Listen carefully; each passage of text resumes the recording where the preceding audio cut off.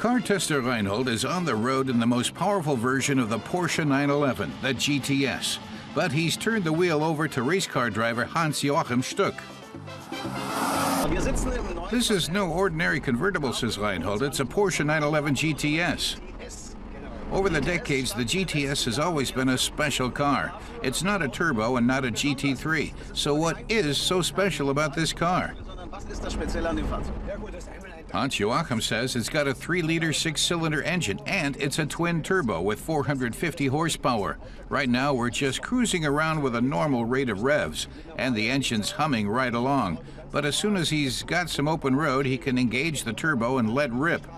The acceleration is unbelievable, and to combine all that with a convertible is fantastic. And he can take it to the racetrack and put the pedal to the metal. On the track, the 911 GTS helps the driver in a number of respects. The standard-fitted PASM electronic damping control system allows the car to corner at high speeds. And with the Sport Chrono package, you can measure the speed of your laps.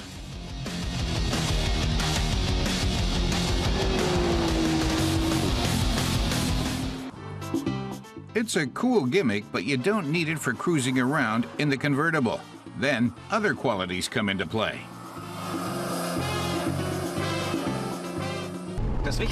Reinhold says what matters with the 911 is not just how it drives, but how it sounds. In recent years, fans have been critical. They say, that's supposed to be a GTS turbo? So how is this model? Let's have a listen.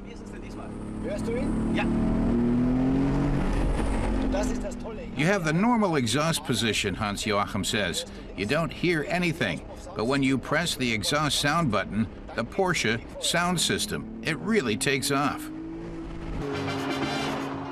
It's 331 kilowatts. The 911 GTS convertible goes from 0 to 100 in just 4.2 seconds. The top speed of our edition is around 310 kilometers an hour. Only the Turbo and the Turbo S are faster.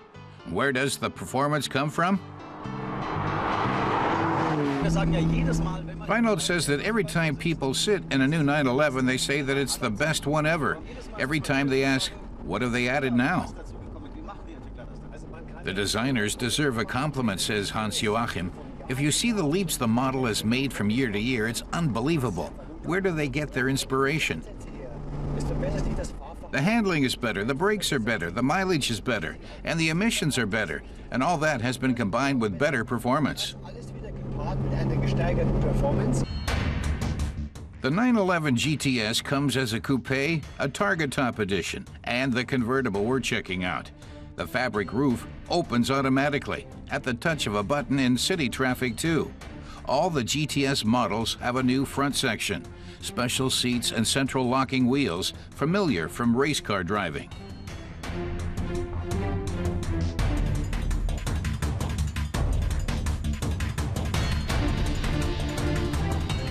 The rear end of the car is 44 millimeters wider than the Carrera S. The black strip between the tinted rear lights is a particular eye-catcher, as is the standard sporty exhaust with the black tailpipes.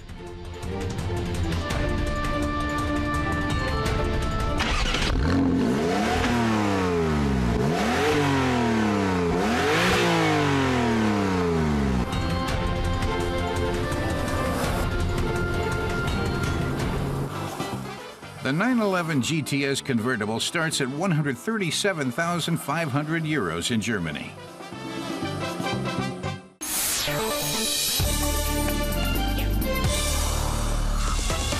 A-segment cars are compacts with an entry price of around 10,000 euros.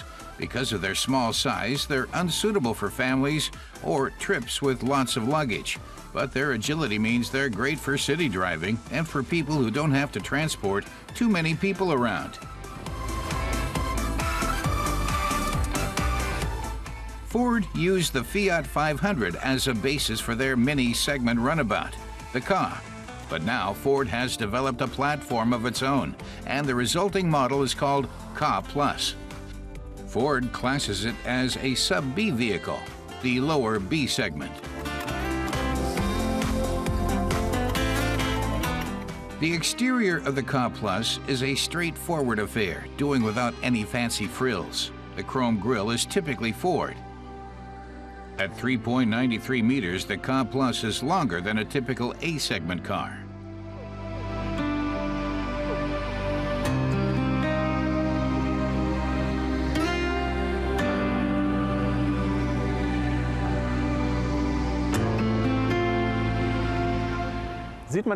Our carman Andre says it's immediately apparent that the Ka Plus has burst the A-segment boundaries. It's nearly as long as the 7th generation Ford Fiesta, and the Ka Plus is actually taller.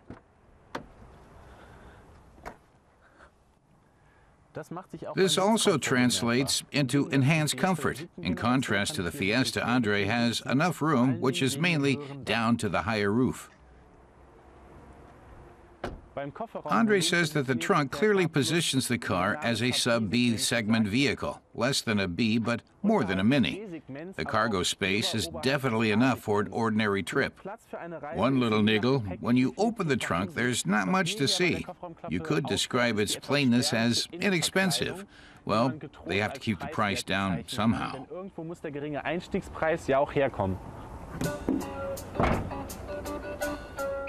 The model we tested came with the Cool and Sound package. For a sticker price of 11,600 euros, you get a CD audio system, voice control, manually adjustable aircon, and an emergency call assistant.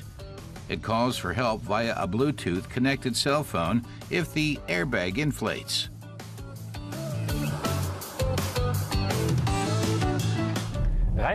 Andre says that the Ka Plus puts pressure on the competition with its price and size, but Ford has also kept the vehicle in check so that it doesn't steal customers away from the Fiesta.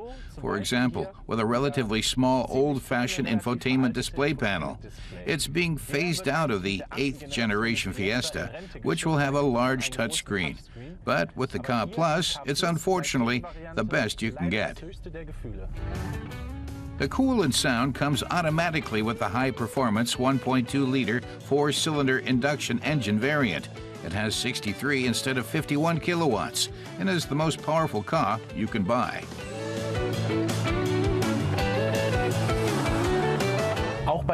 Andre says that in terms of the engine, the Ka keeps a respectful distance from its big brother, the Fiesta. The Ka does not have the latter's 3-cylinder EcoBoost unit, which won an Engine of the Year award. There are also no 6-speed manual or automatic gearbox options. The engine in the Ka Plus is adequate, but not much fun to drive. The suspension is above average for the A segment, but the engine loses points. Aber der Motor, der bremst das Ganze dann doch so ein bisschen aus. There are a number of A-segment cars with a lively 3-cylinder turbo engine. Despite the amount of hard plastic, the interior of the Ka Plus is stylish and practical. With 4 drink holders in between the front seats, plus some extra ones in the back, no one's going to get thirsty. The trunk lamp can be turned by pressing a button next to the light switch, or the key.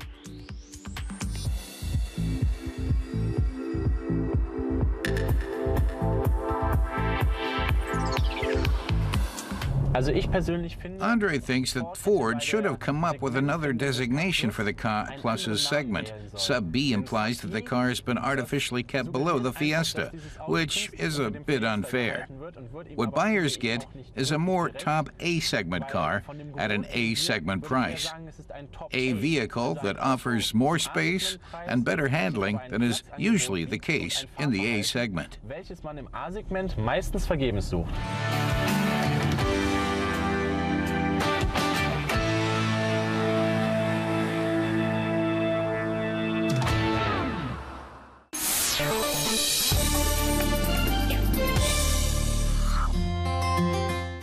An all-wheel drive crossover in Ireland. Ideal terrain for the new Suzuki SX4 S-Cross to show what it's capable of.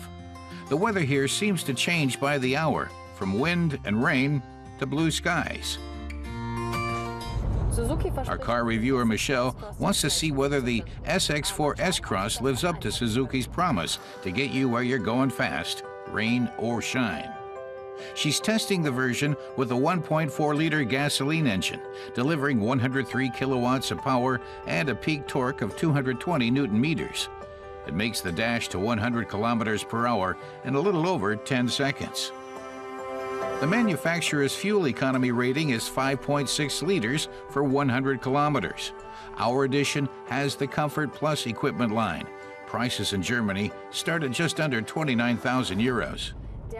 Personally, Michelle finds the engine a little weak and the steering too soft. She misses that feedback from the driving surface. Among the optional extras is the all-wheel drive system, All Grip. Last year's facelift added 2 new engines to choose from. There's the 1-liter 3-cylinder diesel unit with 82 kilowatts and the newest and most powerful gasoline edition that we're testing. The SX4 S-Cross does not have permanent all-wheel drive. It's primarily powered via the front axle. If it loses traction, the car switches to both axles. This can take a little more time than expected, a feeling that takes getting used to.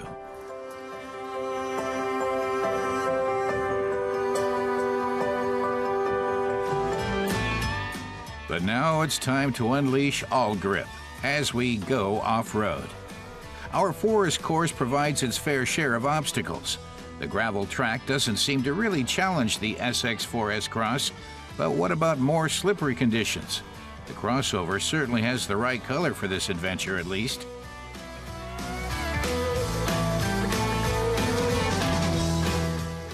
Even deep potholes and seriously muddy sections are unable to unsettle this car.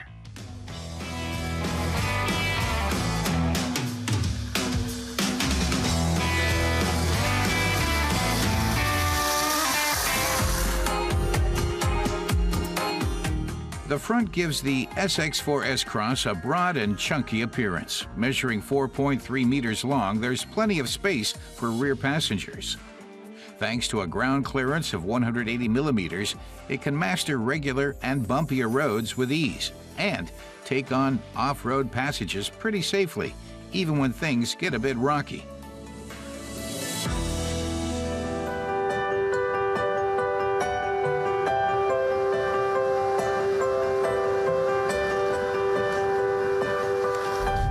Suzuki has definitely fulfilled its promise, says Michelle. Its off-road abilities mean the SX4 S-Cross gets you where you want to go fast, on the road or cross-country.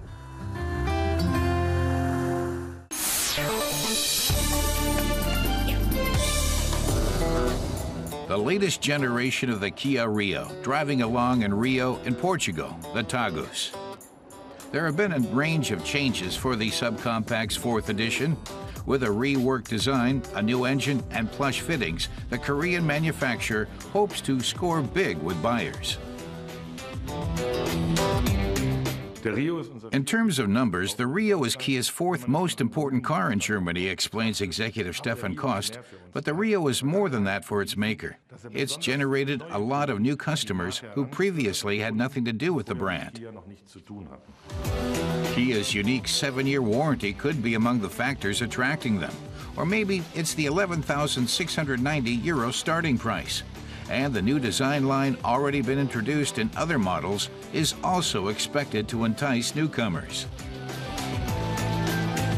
The new design is noticeably stronger. It's sportier, has a wider grille and a longer hood, and a beefy look. But they've also redesigned the interior with sections clearly divided, bold horizontal lines, and the best materials.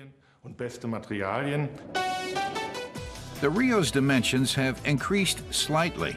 The interior geometry has changed thanks to an extended wheelbase and shorter overhangs, which also make it more powerful on the road.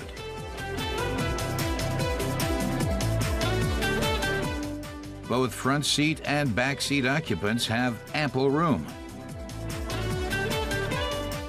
The trunk is also bigger. Its capacity has increased from 288 liters to 325 liters, and it's able to expand further to 980 liters. The Rio comes with a 1.4-liter diesel engine or 4 gasoline units, including the new 1-liter 3-cylinder turbo version delivering 74 or 88 kilowatts of power. There are 4 trim levels available, and unlike its predecessors, there's a lot to savor even in the basic model. There are driver assists on board that you don't usually see in the small car segment, explains our Kia man, such as an emergency braking system with pedestrian detection. The more expensive models feature a sat-nav and entertainment system, which can be connected to smartphones and a range of other devices. So the new Rio has a lot to offer on board. What are motor journalists saying about Edition 4?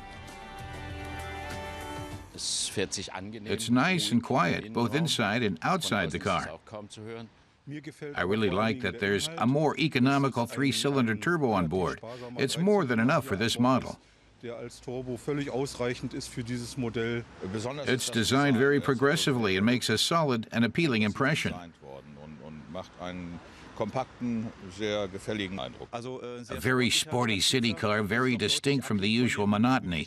It's definitely something different. It's a head-turner. The Rio hasn't gone up in price despite the significant improvement on the equipment front.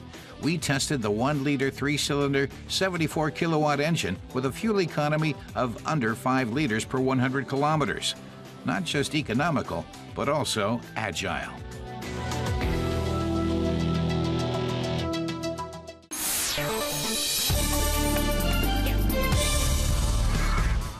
Today we're going for a spin in a top-selling car from the 1930s, the original Opel Kadett. The compact sedan was introduced in 1936 with a selling price of 2,100 Reichsmarks. That made it a mid-range vehicle in Germany, a rare breed at the time. Back then, Opel was growing and introducing new models in the hopes of attracting new groups of buyers, as classic car expert Christoph Bauer explains. He says that in the mid-1930s, Opel was riding a wave of success. In 1935, they became the first German manufacturer to build over 100,000 cars per year.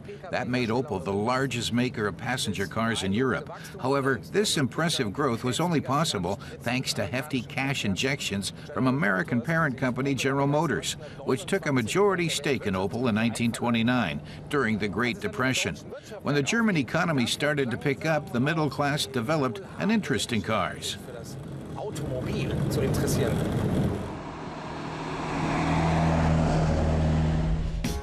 During this time, Opel began using progressive American production methods like assembly lines and modular construction systems. In 1935, Opel started producing Germany's first mass production car with a monocoque body, the Opel Olympia.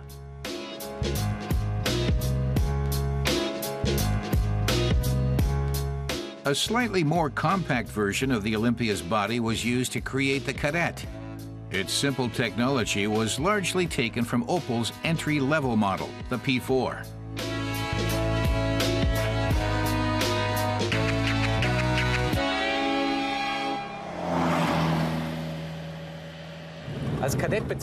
Christoph says a cadet is a military trainee who often hopes to become an officer, but is still far from reaching that goal, and he thinks that's an apt description of the Opel Kadett.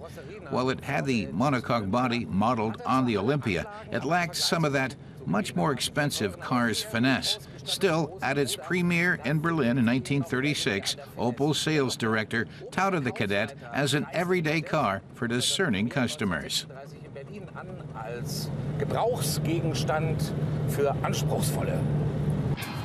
And the Kadett was a hit. Soon the compact model from Rüsselsheim had become the best-selling car in its class, and the quickest. Though it eked just 23 horsepower out of its 1.1-liter engine, it still left the competition in the dust, thanks to its low curb weight of just 757 kilos. With a little patience and a heavy foot, Christoph can almost push the Kadett to 100 kilometers an hour mark. To stop it, the braking system features hydraulic drum brakes on all four wheels. The base model Cadet has two rigid axles on leaf springs, making for a bumpy ride on country roads. However, this special variant has an independent front suspension. It's tuned quite softly though, so when he rounds curves fast, the car really tilts. Hat man da schon beeindruckende Schräglage.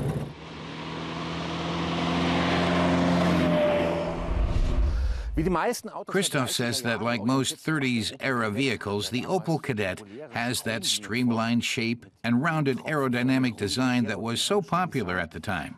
Back then, integrated headlights were a real novelty. Before that, automakers had simply stuck lights onto the body. Opel's ad executive sang the praises of the car's design, saying, "The front end keeps the cabin airtight while driving, and its smooth, rounded shape makes it easy to clean." Good to know.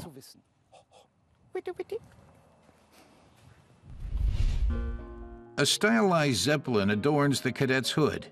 It was only in the 1950s and 60s that the airship was gradually replaced by the lightning bolt logo Opel still uses today. Its semaphore type turn signals instead of blinkers, and the externally mounted spare tire distinguish the Kadett as a pre-war model.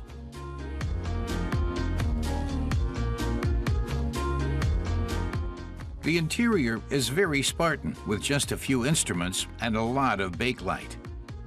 Like other cars of its day, the trunk space is only accessible from the inside, not very practical. When it came to the engine, Opel employed low-cost, tried-and-true technology. Christoph says the engine is a pretty unspectacular cast-iron model with a 1.1 liters of cubic capacity and 23 horsepower that had powered vehicles since 1931. What's innovative was the car's monocoque construction, in which the body shell and the undercarriage are melded to create a single unit. This construction method saved weights, making the car faster and more fuel efficient. It also reduced production costs while heightening safety because, along the way, Opel's engineers had invented the crumple zone.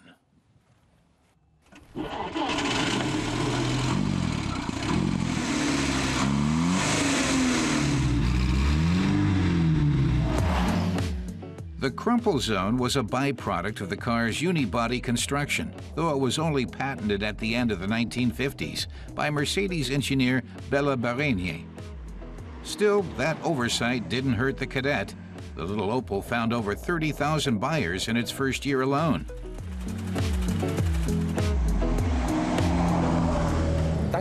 Christoph says its progressive technology soon made the Kadett the best-selling car in its class in Germany, with a market share of 59%. Ferdinand Porsche even used it as a comparison while developing the VW Beetle, Germany's first true people's car. In spite of its success, the Kadett didn't earn that distinction. While it was a relatively low-cost car at the time, for the masses, it was still an unaffordable luxury.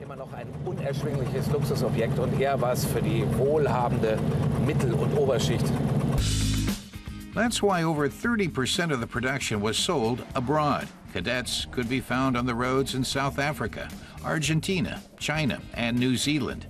After World War II broke out, production ceased.